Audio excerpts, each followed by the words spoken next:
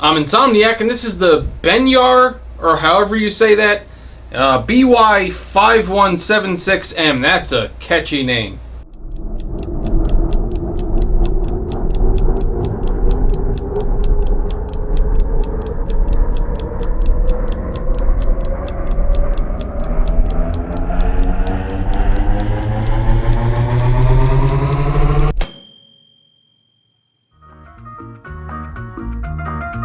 Oh, yo! Insomniac.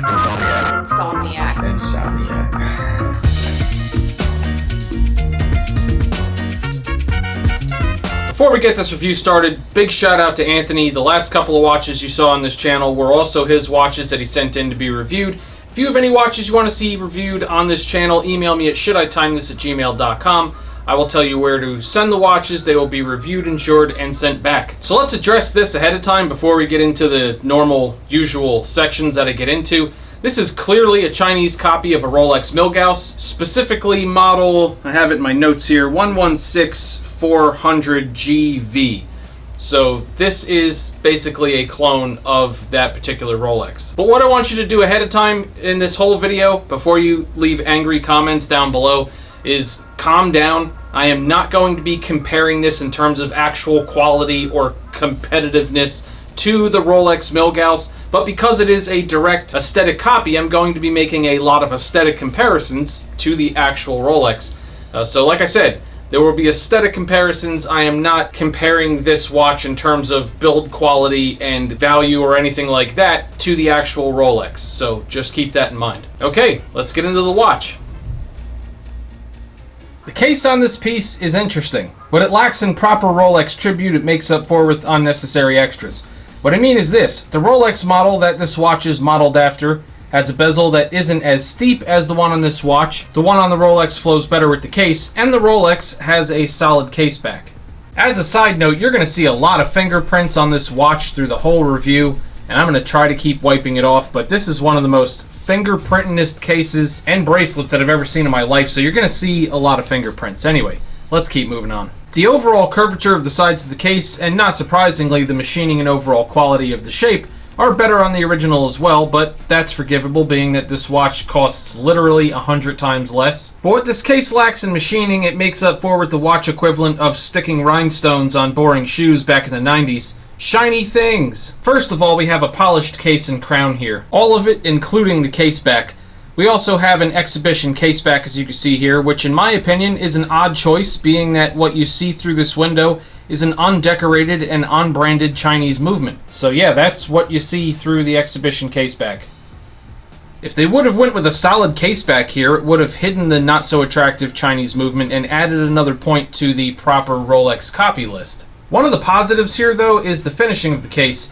For such a cheap watch, the polish is actually pretty well done, better than many watches I've seen in some slightly higher price brackets.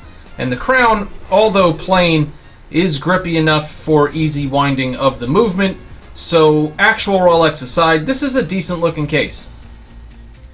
At a glance, the dial on this piece is dead on with the Rolex it's copying, minus the branding details of course.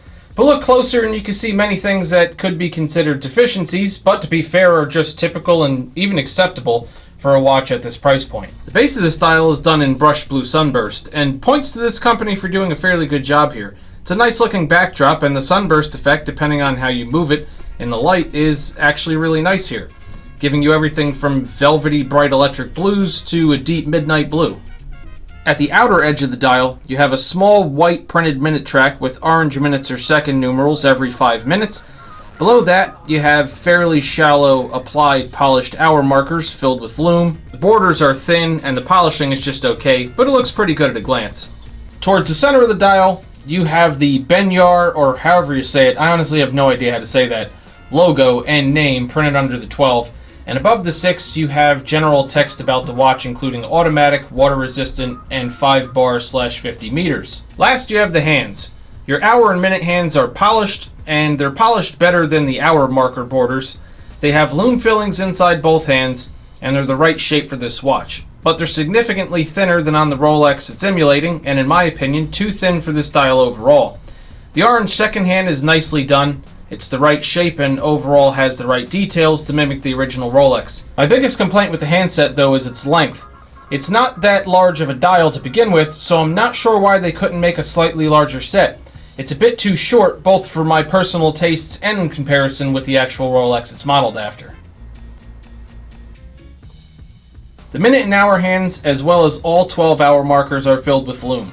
The one positive here is that when fully charged, there's a nice even glow to the lume across the board, which has a decent quality look to it.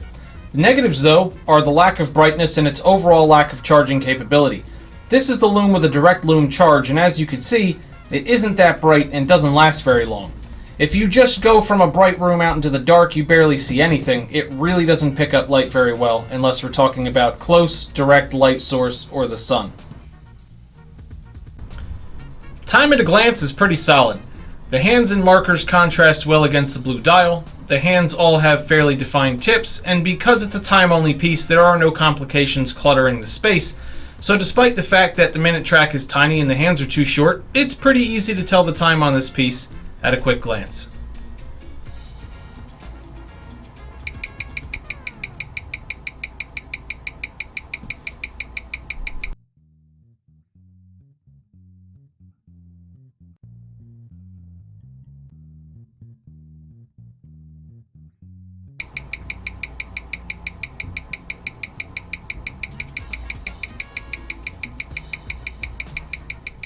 The bracelet on this watch is by far the worst part of this whole piece. It's not terrible, it matches the case perfectly and has a good weight and heft to it, which balance out the watch body well, and it's fairly comfortable. But first, we have more polishing. Although those polished centers match the polished case, every polished surface on this watch picks up fingerprints, and being that it isn't just the case that's polished, the entire watch winds up covered in fingerprints throughout the day, almost as if by magic. I don't feel like I touched the watch much at all, yet no matter how much I wipe it off, it seems to have fingerprints on it in 5 minutes. You have a push button clasp here with the brand name lightly engraved into it, and it works pretty well, but feels cheap. But the worst part about this bracelet is this. It makes a ton of noise, more than any other watch I've reviewed on this channel. And it's not just if you shake it like a madman. I've noticed the little squeaks and noises throughout the day with even slight movements. It draws attention to the watch, and not in a good way. It sounds cheap. Although, I mean, it is cheap. Last but not least, we have value. As of the time of this review, the company has the MSRP of this watch listed on their site as $144, but on the same site, they're selling it for only $80. Even though the movement's Chinese, it's a hefty feeling automatic all-steel watch, and at a glance, the dial does have a pretty good clone quality to the original Rolex. So for well under $100, if you like this aesthetic, it's really not such a bad value. In fact, if you like the Rolex Milgauss, but either A, you're broke, or B, you like that aesthetic, but you want to wear something that has that aesthetic that you won't feel bad beating up and getting scratches on through everyday general use, then it's actually a good value. Alright, so that's the Benyar, I don't remember the model number, I'm not even going to try to recite that again, but anyway, there it is. Interesting piece, happy to have it here. Again, big shout out to Anthony, thank you very much for sending this in.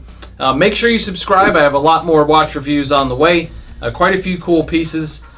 Some of which I already recorded and a couple that I know of that are on their way in. So yeah, definitely stay tuned, subscribe, and I'll see you all next time.